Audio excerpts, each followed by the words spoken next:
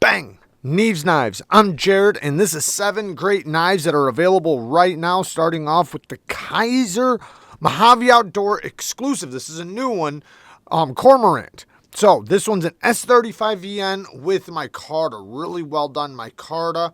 Now the Cormorant has been pretty popular, but I personally wasn't a fan of the original scales. It looked like a gamer pad or something like that. But now they have this exclusive app. Oh yeah, also I have a discount code for Mojave Outdoors. I forgot to say that. So you also get a discount code with this if you buy this or anything else from Mojave Outdoors. I'm going to link everything down in the description. But this one has S35VN, sheep's foot blade with a nice thin hollow grind. It does get very thin behind the edge, and it is a hollow, so as you sharpen it, it's going to stay nice and thin. Very well done micarta, and it is a reversible deep carry inset clip with flat screws. So you're going to have the same experience right-handed as left-handed. The only difference is where the button placement is. You know, with a right hand you use your thumb, with a left hand you use your pointer finger because it is a button lock. Very, very smooth, and this is like a fidget toy kind of knife, you know. Yes, it's a knife, fully functional tool, but it's kind of a fidget toy because you have so many deployment options. You even have the front flipper. The jimping is very well done. It does ride up really high up the blade, so you can lock in a lot of different grips. Then with the flipper tab, it also has nice jimping on it. The detent on this is great. Now, this one's probably the best version I have felt because the detent. On my other one, the detent it felt kind of wah-wah. This one has a nice, strong detent, nice break, and it flies open as soon as you break the detent, especially with it as smooth as it is. I do feel the bearings rolling a little bit. But that's pretty common with the Kizer budget knives that are this smooth because they are ridiculously smooth. Next, we have the TwoSun TS267, one of my favorite TwoSuns. Now, this is available right now at White Mountain Knives. I have a discount code, and you're not going to have to wait a month to receive it. White Mountain Knives has it available right now. Link down in the description. You're going to have to go on to White Mountain Knives using my link. You can get 10% off, but I don't make anything off that affiliate, but I almost bought it myself because I like this knife so much. I wouldn't mind having 2 of them, and it's only like $100. 14C 28N titanium bolster lock, but it's a titanium frame with carbon fiber overlays, titanium backspacer. The clip works amazing. The ergos are so good, and this is one of the best reverse flicking TwoSuns. It is such a good flick, and the front flipper's nice and tall, very easy to get to, super duper snappy, complete fall shut action, brand new. You might have to let it break in a little bit, but it's such a good knife. This has held up so well. I've had mine for a long time, and it has been one of the most consistent knives, let alone TwoSuns. It's just been so consistent. It's only gotten better and better. It's never gotten blade rock, no lock rock, no blade play. It's just been so consistent, and that says something. Now, mine, I have tested and done full reviews on, and it's not a huge knife at all, but it is I guess a full-size knife without being too big. And the one complaint I have is I don't like this window right here. They do have a faux window on this side under the clip, but I'm not a big fan of that. I did think about replacing my scale with having a micarta one made on both sides, but either way, just such a good knife. One of the most underrated TwoSuns I have ever seen. I think it's actually the most underrated TwoSun. But the TwoSun TS267 has all the bells and whistles. It has ceramic caged bearings on a racetrack, internal stop pins. It has a reverse detent ramp, so it does have a ramp when you disengage and you hit the detent ball. right there. You can just swing right past it. And those features are usually found on more higher end knives. This is an incredible value. And it is very, very well done.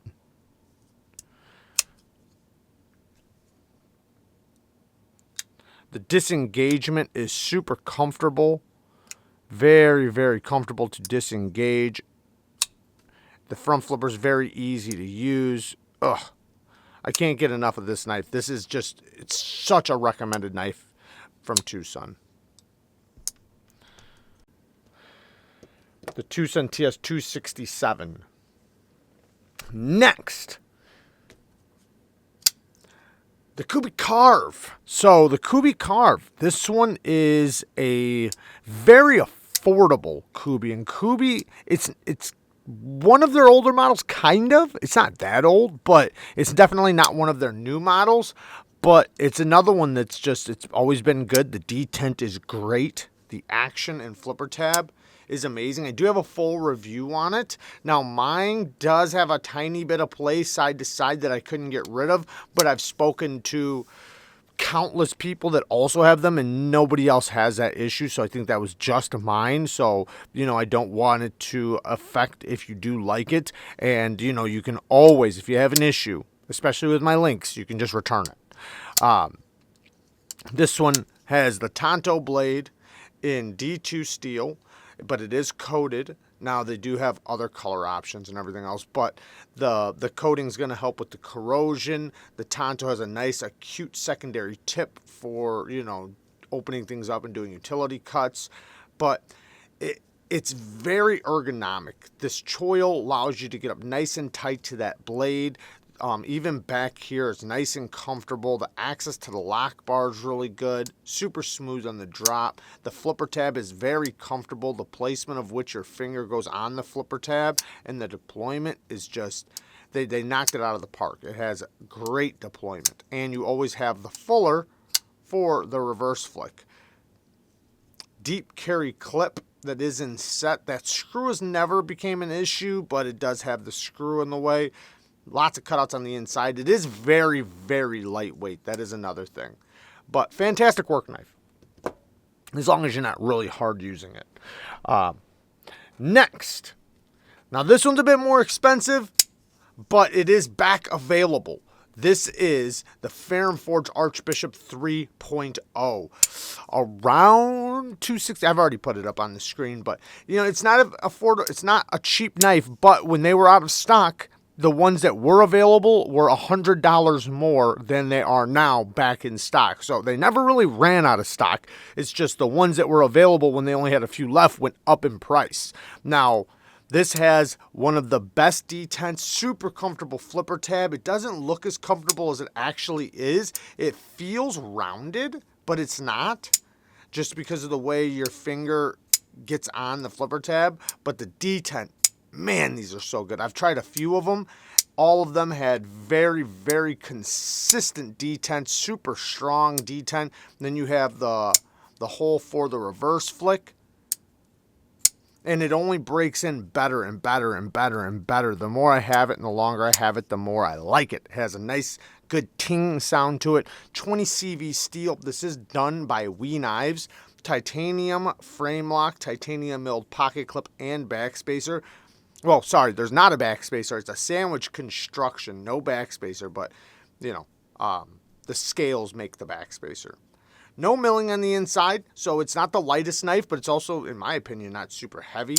Access to the lock bar is good, nice and comfortable. It does have a steel lock bar insert and over travel stop, so you're not going to unspring the lock. Now, I did get a BGM regrind on mine, so mine is nice and thin behind the edge. If you buy one, yours is going to be a little bit more robust with a flat grind, but you could always send yours in to get a hollow grind as well. I got mine done by BGM Knives. My biggest complaint with this is the clip. It's okay. I just wish it was a little bit bigger and was a little bit smoother, but it's kind of stubby. But, you know, in the hand, it winds up working out because it's not, you know, big and gaudy. The drop on it is very smooth, perfectly centered. Such a good knife. Next. Now, haven't spoke about this knife in a while, so I figure I would remind you guys, if you guys haven't gotten one already, 3V and micarta for around $100 or less. So we have two different versions here because they did remake it with a hole deployment. This is a CK Designs. You can see it right there. And this is the Critical Mini. They have a large version that's a titanium frame lock version. But this is the Mini, which is a more budget option. But it comes with 3V steel, which is an incredibly tough steel. One of the toughest steels. So, and it has good edge retention. I did test mine, so I do have a full review on this. If you want to see it, I'll pin it right up in here. I did do the full review on the flipper option. It comes with a nice, strong detent. The flipper tab is nice and comfortable. A little bit of a boxy flipper tab, but very comfortable, and the detent is fantastic, man. Great deployment. The lock bar, easy to access. Very easy to disengage, nice and smooth on the drop. Both of them are very consistent with that. Now, if you get the one with the hole deployment, don't be scared when you first get it and you can't reverse flick it, because the detent is made to break in on these.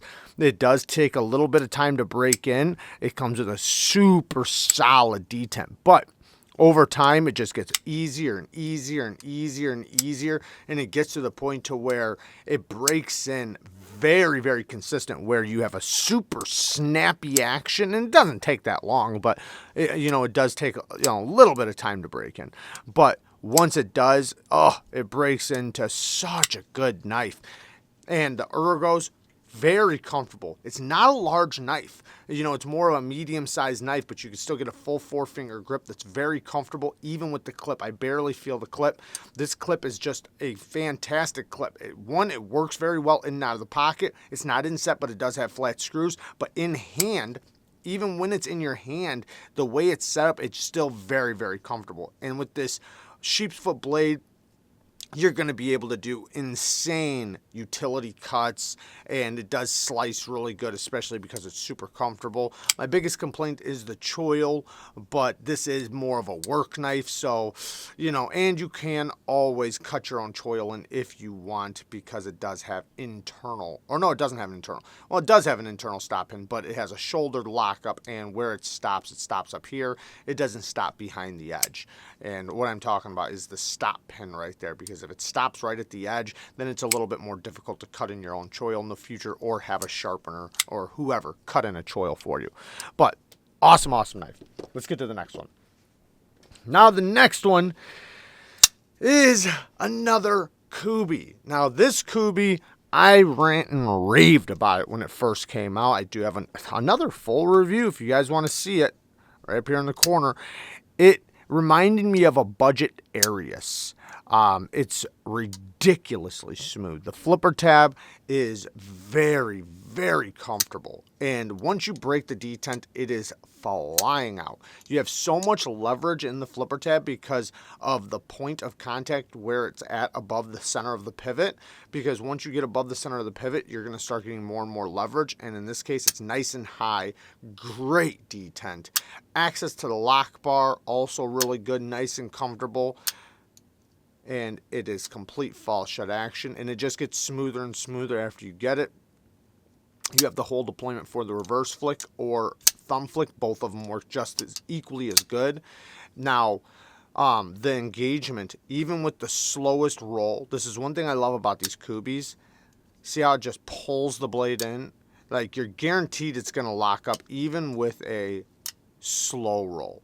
All the Kubeys I've had, especially, the past year or two, have been extremely, I don't know, maybe all of them since I first started trying them, but they've always been very consistent in that, which I like, because there are some knives when you first get them, you slow roll it and they don't lock up completely, and you got to make sure you get them to lock up. Not in this case. That lock bar sucks itself into place. Deep carry clip with flat screws. It is reversible. T8 hardware all the way around. I believe it has a T10 pivot. So nice big hardware. This is D2. Kubey is starting to work with a couple more stainlesses like 14C and OS 10, I think. But D2 for this price, perfectly acceptable. It is a bit boxy in the hand because it is very broad, but super comfortable, lots of leverage. And if you have a big hand, this is going to be very comfortable for you. If you have a smaller hand, it might feel a little bit more boxier, but to me, it winds up working out really good. You have tons of leverage through a cut. Not going to be the best utility cutter, but you can get by with it. It's going to be a great work knife, especially if you like full-size knives. And since the geometry is nice and broad, you have a nice blade and a slow taper down to the edge, and you could definitely drop your angle really low on the edge bevel to make it cut even better, especially with this broad of a blade. Next. Last, I wanted to give you guys something nice and lightweight and super slicey. We have the Civivi Dogma. Now, this is a very thin grind, very thin behind the edge. The blade stock thickness, I think, is 120 thousandths, but because it has such a deep hollow grind, it gets super thin. Even the tip is going to be pretty dainty, so it's going to be pretty good for, picking in utility cuts, but it's going to be fragile. Now, it is a clip point that does go up a little bit. You're going to be able to do utility cuts just fine, but yes, it would be better if it was a little bit lower. You definitely have a lot more leverage into the tip, but slicing, holy cow, this thing slices like a champ. Now, it is, they do have heavier versions. If you don't like a lightweight version, they do have copper versions. They have a bunch of different versions of this. This one is the G10 version, which is very, very lightweight. Lots of weight relieving on the inside. Deep carry clip with flat screws. It is reversible. Access to the liner is pretty decent, and it's very smooth. Not fall shut action, but it is still, a couple little shakes and it drops down good. It is on bearings, so the flipper tab, great detent and flipping action. It's going to rapidly deploy every single time for you. And then you also have the secondary option for the reverse flick or thumb flick. The thumb flick's not going to be as good as the reverse flick, but it still works just fine, And if you're good at reverse flicking, you're going to primarily do it like that. Nice big choil, so you can get up nice and tight to that edge for some, heavier push cuts. The G10 has somewhat of an antler cutout. I don't know what you'd call this, but it has these nice little cutouts that do offer a little bit of traction in the hand. And in this case, this one is D2. But Civivi does make some of the best affordable knives that you can buy, for the best bang for your bucks, basically, for quality, build quality, geometry, heat treat, and, just overall reliability and everything. There are a couple other budget companies like Kubey and Kizer that are just creeping up there, right there with them, and in some cases even better. So I'm not sure how much longer Civivi is going to be able to reign supreme, but T8 hardware all the way around except for the clip. And I will say this, everybody always asks me, what are the most recommended knives you give for sharpening, to start out sharpening, to learn how to sharpen on? And that has always been Civivi. And there's three reasons why. One, they do knives with thin geometry. And I recommend when you first start sharpening, make sure it's on a thin edge. The thicker the edge, the thicker it is right behind the edge, the longer it will take you on the stone and the longer it will take to sharpen. And that's going to be the difference between whether or not it goes smoothly or it just scares the heck out of you because it takes so long, is going to be the thickness behind the edge. The more steel you have to remove, the longer it's going to take. And Civivis are nice and thin. Another thing, they're usually very even from each side.